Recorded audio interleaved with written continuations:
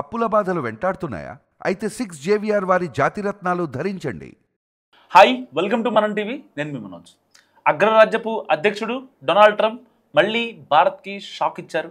So ఇది సుంకాల విషయంలో కాదు, ఇది కంపెనీల విషయంలో, ఎంఎన్సీ కంపెనీల విషయంలో దాదాపు కొన్ని లక్షల మంది యువతకు ఉద్యోగాలు రాకుండా చేస్తున్నారు.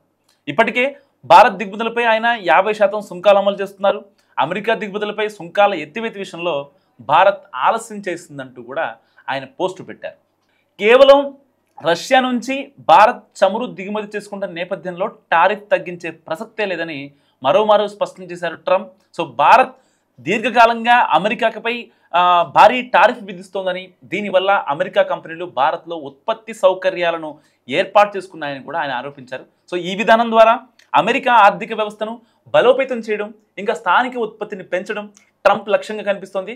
సో టారిఫ్ల ప్రభావంతో అమెరికా నుంచి వెళ్ళిపోయిన కంపెనీలు వెనక్కి వస్తున్నాయని ట్రంప్ ప్రకటించారు. సో హార్లీ డేవిడ్సన్ వంటి కంపెనీలు భారత్లోని అధిక టారిఫ్ల కారణంగా అక్కడ ఉత్పత్తి యూనిట్లను స్థాపించాయని, దీంతో అమెరికాలో ఉద్యోగ అవకాశాలు, ఉత్పత్తి సామర్థ్యంపై ప్రభావం చూపిందని కూడా ట్రంప్ ప్రకటించారు. సో ఇలాంటి కంపెనీలను తిరిగి అమెరికాకు రప్పించేందుకు ట్రంప్ ప్రభుత్వం చర్యలు చేపడుతోంది.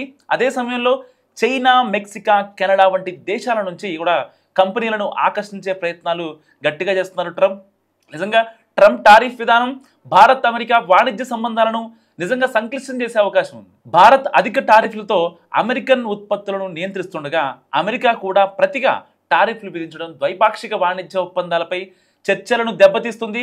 భారత్కు ఎగుమతి చేసే అమెరికన్ ఉత్పత్తులపై ఖర్చు పెరగడం వల్ల ధరలు పెరిగి భారత్ మార్కెట్లో అమెరికన్ వస్తువుల పోటీతత్వం తగ్గే ప్రమాదం కూడా ఉంది. సో అమెరికా టారిఫ్లను కొనసాగించడం ద్వారా గ్లోబల్ ఆర్థిక వ్యవస్థలో మార్పులు తప్పవు. నిజంగా ఒకవైపు అమెరికా స్థానిక ఉత్పత్తిని ప్రోత్సహించడానికి ప్రయత్నిస్తుండగా, మరోవైపు భారత్ వంటి దేశాలు తమ ఎగుమతులను రక్షించుకోవడానికి కొత్త వాణిజ్య వ్యూహాలను కూడా రూపొందించుకోవచ్చు.